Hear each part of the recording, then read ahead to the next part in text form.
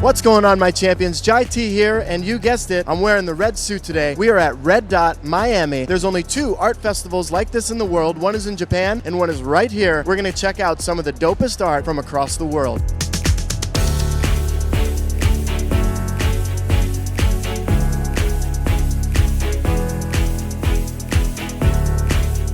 What's going on, my champions? I'm here with Paul. This is his piece of work right here. Red is your favorite color, and we're here at Miami. What's going on here today? Yeah, we're just having a good time, showing a bunch of art. I like to travel around the world. Where was this one taken here? This was taken in the Red Sea. It's one of my favorite places to dive. It's got all the soft corals, so you'll see all the pretty colors, similar to Malaysia, and it's just an incredible picture. I've taken thousands of pictures, and out of all the pictures I've taken, this is one of my most colorful. Wow, how did this all begin for you? Where did you get started? When I'm traveling, I take a camera with me all the time. And so I'd be taking pictures, I'd go to art shows, I love art, and before you know it, I've got art on the wall. Who was the first person to put a camera in your hands? My parents, I guess. When I was about 10 years old, gave me a little point and shoot, one of those Polaroids. I've been taking pictures ever since. Is there something that you feel is much different about your art? Now, I have my opinions. When I came back here, I really was immersed into a whole new world. We walked around the corner, and these photos just pop out of the walls. You feel like you're underwater. Yeah, this whole 3D effect, like a hologram, makes the pictures come to life. You can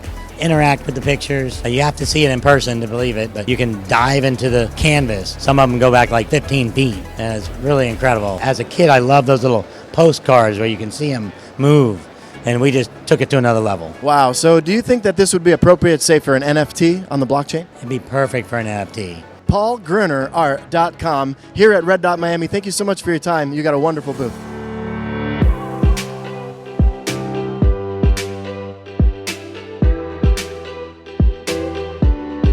All right, my champions, here at Miami, we caught the eye of Alessandra here. What are you working on? I'm called Pop Art Prints. These are just nostalgic, bright, fun, happy, to make look at art and make you smile, which is an emotion we don't always get to have every day. So if you're able to have this in your house, it's something that will just make you happy. How did you get started with all this? So I actually went to law school, and during the pandemic, I just needed a creative outlet, made one for myself, and started selling it to celebrities and influencers, and now we're here. So what are these made of? What's inside these popsicles? I noticed they're not melting. Yeah, no, they're resin and microplastics. Resonant microplastics. That's created from? Oh, like plastics from the ocean. Microplastics. So you're out there rescuing the ocean, and you're taking all the garbage out of it and creating art? Is that what I'm hearing? That's what we're doing, and our frames are recycled acrylic. So how did you start to feel once you started to have a collection building? How did that change everything for you during the pandemic? I mean, it's great to have an outlet become successful and be able to turn it into something that I can actually really see the proof of my labor. So it's been awesome. So who are some of the celebrities that have been rocking these in their collection? We just sold a piece to Ariel Charnas to put in her apartment in New York City, and we have a list of people who want them. What would you like people to know about Miami? That it's in Wynwood, and Wynwood is where art is made, and that's where you need to be.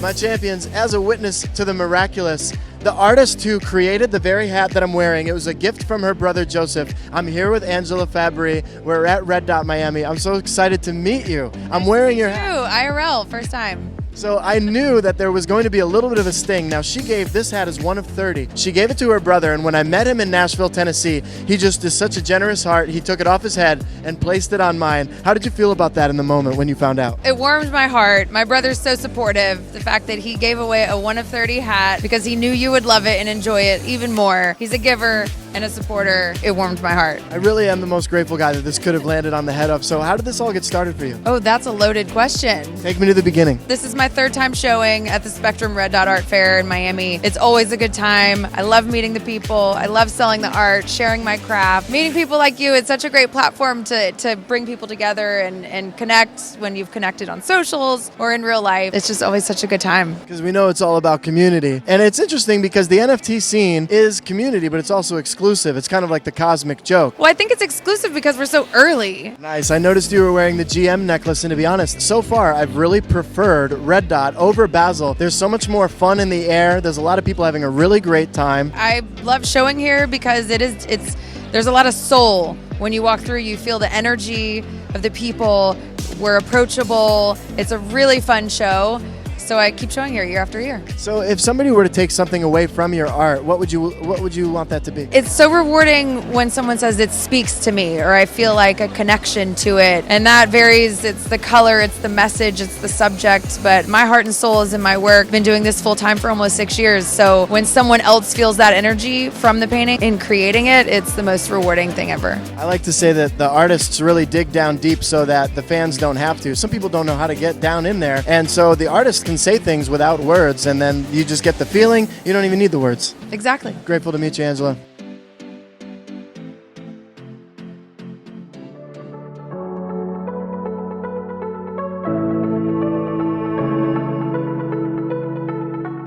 All right, my champions, I'm back here at Red Dot Miami with Fernando. I was fortunate enough to meet the artist here, Monica. What's going on with this art here? Well, her work is touches the subject of action. So like when she says, if you don't play, you don't win, she's trying to tell people that if you don't try, then nothing happens. Very, very hard worker with everything she does, and she puts everything she has inside in action. How did you get started working with her? Well, I met her through my friend, Cesar, which he has a store here in Wynwood. Burro 79 in Wynwood, Miami, Florida. I met her, I spoke to her, and I love her ethics, how she works, how she puts all her heart into her work, and we decided to just start working with her because I love what she does. Miami is a good time, a good party. What do you want the people at home to know? Well, I want people to know at home that Miami is full of life, full of art, that we are trying to promote young artists that are trying to make it into the art scene, and that come and check it out and see what's going on. It's men like Fernando that make it all possible here at Red Dot Miami. Thank you so much for your time. You're welcome. Thank you.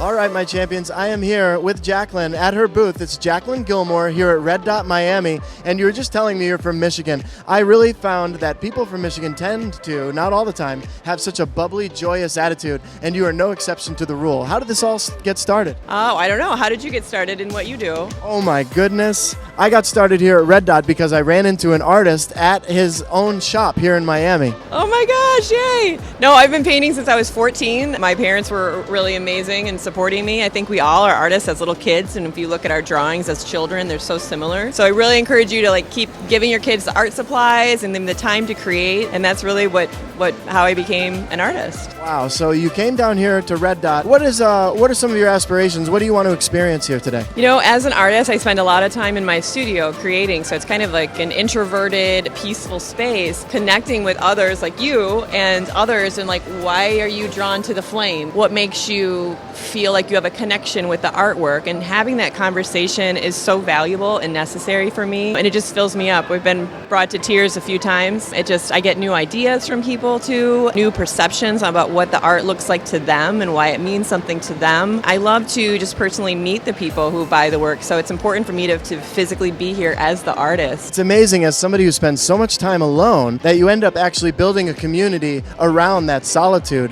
What is some of your process here? How does this art get created? So my degree is in sculpture. I studied in Italy and Perugia and in London, England. And so now that I use oil as my medium, I still love to sculpt with it. My canvases can run from 20 feet by 10 foot. These are a smaller collection of 6 foot by 4 foot. And so I use the oil as an impasto thickness to build it up to create that low relief sculpture. But from a distance, it looks like photorealism, but as you get closer, you'll see it just kind of transforms into this textural landscape.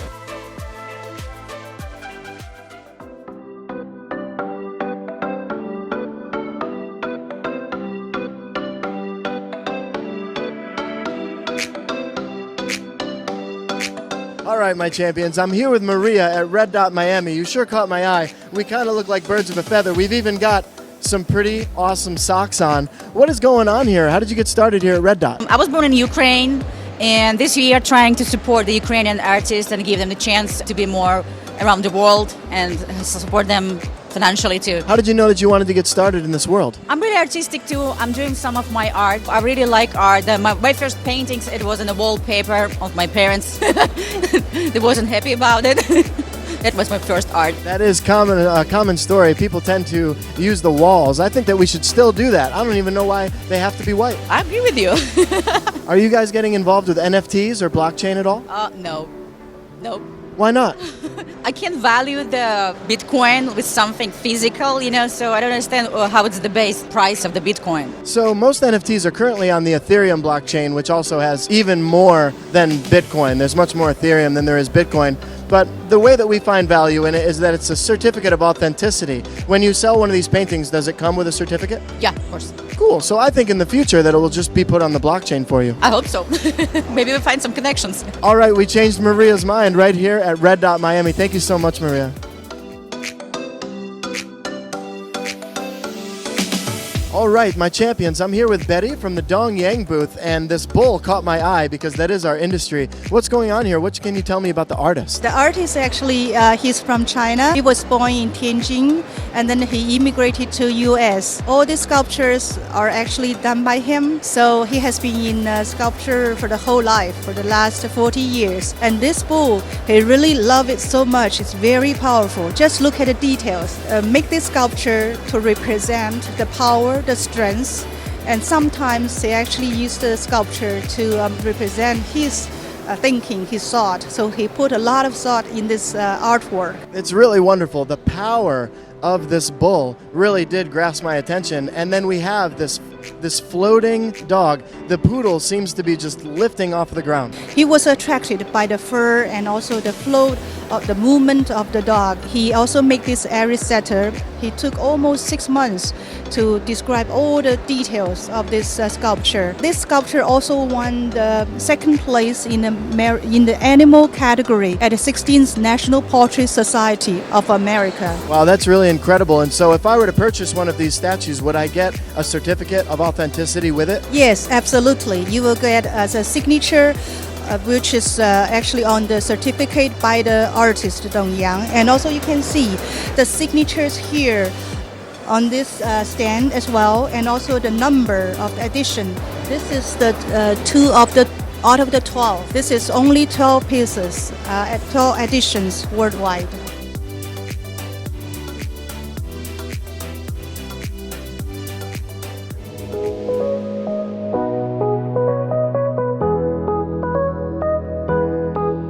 All right, my champions, I'm here with Dominic at reddotmiami, and you were just telling me some very valuable advice about how he got one of the best spots here at this convention. Well, how did you get this spot? If you prepare and plan anything ahead, then you get a good spot. It's very easy, yeah? And you had said leave nothing to coincidence. Not really, not these days, not anymore. Yeah? I mean, the older you get, the more experience you have and the more you prepare. And it's all about experience. And sometimes, of course, you need luck with the right people at the right spot. Yeah? But if you're working tough and you do your best, sometimes then it's the fortune of the tough working process. No? So you've come here from Austria, and I'm curious, you say that your art is going worldwide. Have you considered the blockchain or as NFTs? At the moment, not so far, because I'm more the conservative person this way, and I like to have everything in the physical space. And I would not say it's like my enemy, this kind of NFTs technology, but I prefer to be on the glassy side and to have it maybe as edition, to present my art online, digital in edition, but never. I think it never can change the glassy way, because if you see a painting, if you see the structure, if you still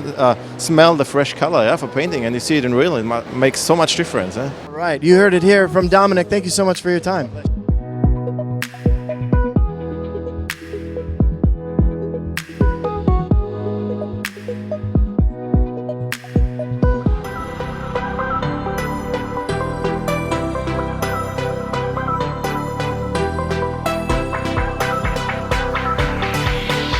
She got me drawn in with her Murakami. What would you call that? The money plant. She's got a money plant that's like half Nintendo, half Murakami. Exactly. And with an extra half you. Yes, a lot of me.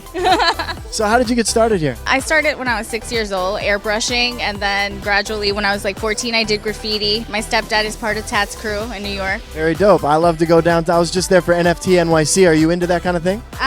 I have to get into that. Why do you have to get into it? I heard it's like something great for us artists to gain royalties. There is a little bit of a game with royalties right now. I think that royalties will be built in the future. The royalties for you, but you don't necessarily want to share them with your audience, right? Oh, okay. I didn't know that. wasn't aware. Some people are creating platforms where if the artist invests, or if the artist is invested in by the fan, that they'll get an offshoot of royalties. But I don't think that's really fair, because if you create a beautiful piece like this, I think you're the only one that should be getting the royalties. Right. I agree. So we agree on that. What else do you think is interesting about the NFT world? How easily it could just skyrocket, you know? Like, it could be worth something today, tomorrow it's like $1 trillion, you know? Right, so there's basically no barrier to entry. An artist could upload their work, or you could even sell this with an NFT, and just because there is the NFT element, it's got the scarcity, it's a one of one, people get excited about it. Yes, and I like how it's animated. Some of them I've seen that are animated, so I thought that's pretty cool. Where did you get your influence and style? My influence of style, I don't know actually. I think I'm very flamboyant. I'm a Libra, so you know I like color. I like Japanese style. I'm very inspired by that. Hence the Murakami inspiration over there. And I just love colors. I grew up a lot around Lisa Frank stuff and Warhol and. Anything else you think that people should know? Go to my website, richoffart.com, and follow me on Instagram, rich_off_art. My champion, Noni.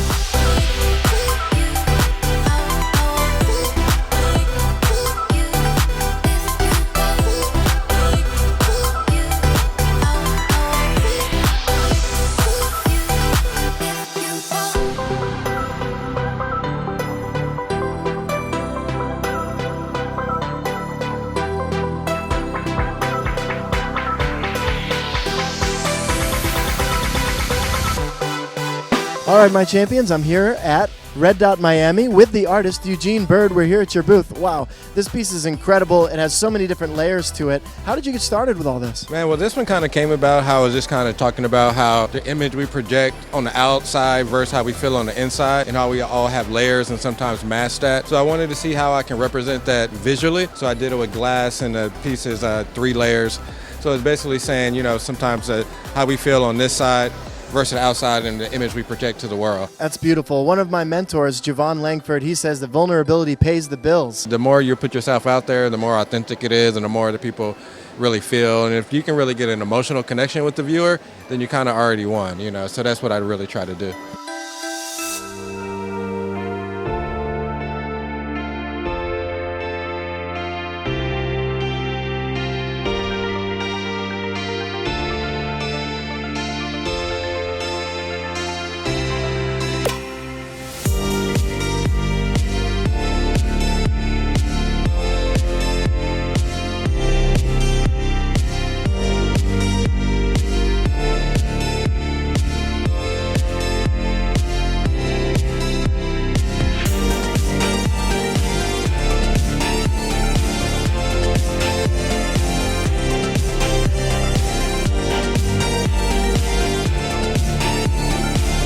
My champions, I'm here at Spectrum Miami with Brandon Clark.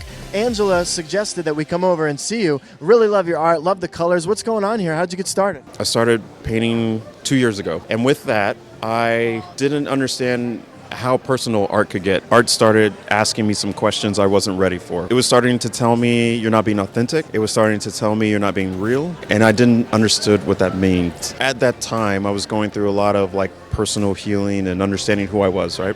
So my stint is right now is that I flip canvases on the back, because nobody pays attention to the back of the canvas. No, it doesn't give much thought. Maybe you'll know there's a signature and that's it. Maybe some $100 bills. Come on, somebody. So basically, I flip my canvases on the back because what I found out with me is I have a hard time showing people the things that I'm scared to show them, because I'm scared to see them myself. I was never authentic.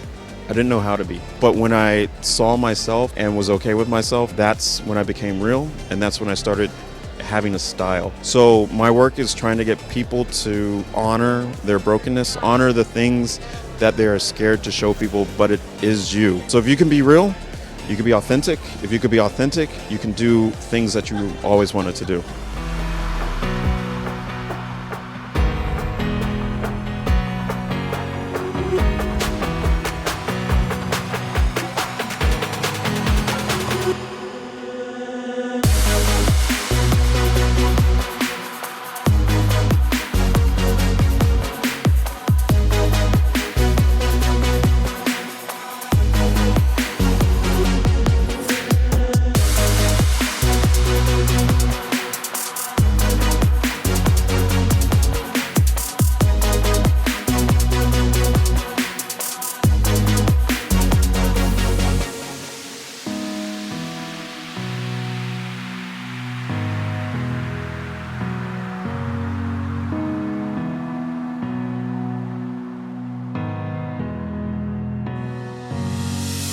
right, my champions, we're wrapping up at Red Dot Miami. Super grateful to have been here, especially as an artist. It feels so good. One of the best parts was getting to meet Angela, the creator of my hat here. She was super sweet. Even though I didn't buy the hat, it was gifted me by her brother. She was very gracious, and I can't wait to see her again as well. To see so many people supporting artists coming up and on their way to Basel. We met some investors, we met some of the gallery owners, and especially the artists here having their dreams come true in Miami. We're definitely going to be back next year. A big thanks and shout out to Red Dot Miami. I'm Jai T. We'll see you in the next video. Big love, my champions.